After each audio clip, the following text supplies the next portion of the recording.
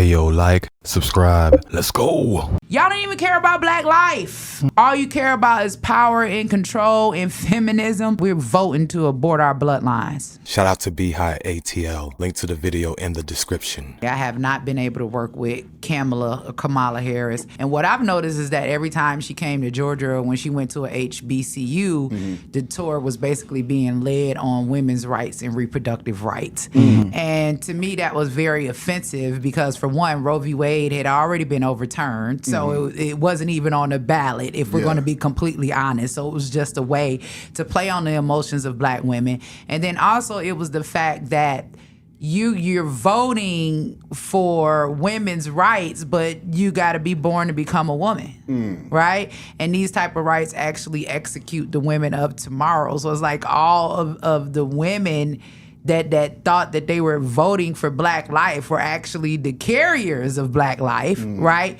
Voting for a right to terminate black life. The carriers of black life, voting to terminate black life. Such a powerful yet disturbing statement. So it was a very offensive campaign to me, even all the way down to the DNC. And I think that's what sealed it in the coffin to me, because they went to the DNC, and I call it an abortions Hot Wheel bus, right? Because they had a bus where they were performing live abortions on the scene. What? And me, because I'm spiritual and I done studied all the religions and I know about Moloch and Moloch worship, I'm saying to myself, you mean to tell me that these people actually performing human sacrifices at the DNC to win the election? And I was like, God is not going to stand for this. But everybody you saw getting off that bus was a black woman. When you talk about downtown Chicago, what's the demographic? So why are we sending abortion Hot Wheel buses to the hood? Was this really but going we're not on, taking Angie, them to the border. Making this up? Because now this don't you even know. sound Now believable. you know. Because we didn't see it now on you news. know I ain't gonna say nothing that can't be fact checked. Black women, we will destroy whatever you have growing inside of you.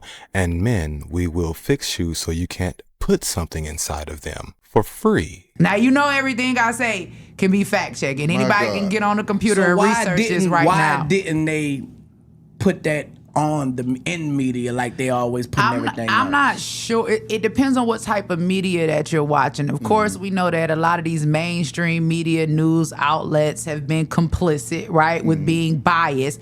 But then you got, social media. And that's why social media is kind of like a gift and a curse. But it was all over social media, live footage, and that's why we got some people in Congress fighting so hard to ban TikTok and censor some of these other platforms. Exactly. Because you got the American people stepping up and telling the truth about what's really happening and exposing what's going on behind the scenes. So the fact that they had an abortion Hot Wheels bus in the hood in Chicago, they got all these abortion clinics in the hood in black communities, but they ain't got no abortion clinics at the border. They ain't sending no abortion bus down there to service them women coming across the border. They ain't got them abortion clinics in the wealthy white neighborhoods. Come on. It's like the crack epidemic back in the 80s and 90s. They implant something so detrimental to a community and let them annihilate themselves. I said, hold on, wait a minute. I said, I'd rather work for someone who wants to make America healthy again, right? Like Robert F. Kennedy. Instead of aligning myself, and the black card was always in question. Yeah. Because I'm just finna get on some RNS right now. Y'all know what RNS is? Yeah.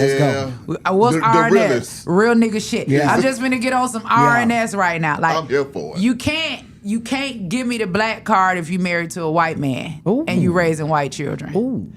Everybody is pro black life until it's time to marry and procreate. What's the essence of black life? Creating black life, right? So not only that, but you also are on an HBCU tour, right? Telling childbearing age young black women to, they have a right to abort, okay? While you don't have any children yourself, but you're raising your husband's 2 white children, right? And why didn't they take that reproductive rights toward to Yale or Dartmouth? Like, why didn't that message go to the predominantly white colleges? So what you think it is? You think it's to control the black population? Of course, it's a replacement plan. Yeah. Because if you look at it, and if we're just going to be 1,000, and this is why I'm so excited to be working on Make America Healthy Again with Robert F. Kennedy. Okay. those of us that's 40, right? Like if you think about it, the lifespan expectancy of man is what, 80. So what, we done lived half our life. It's downhill for us. So in the next 40 years, we on our way out. So what's coming behind us? The children, the next generation. So if we're boarding them, okay? If we have agendas like LGBTQ plus, you know, children, things that sterilize children, give them puberty blockers and stuff, and they're not reproducing, okay? And then we've removed the majority of the black men from the home because they in prison, right? Or homeless, not because of mental health or not worth, you know, and then we got a high population of black men that no longer even want black women. And then we also got a high population of black men that believe they're black women.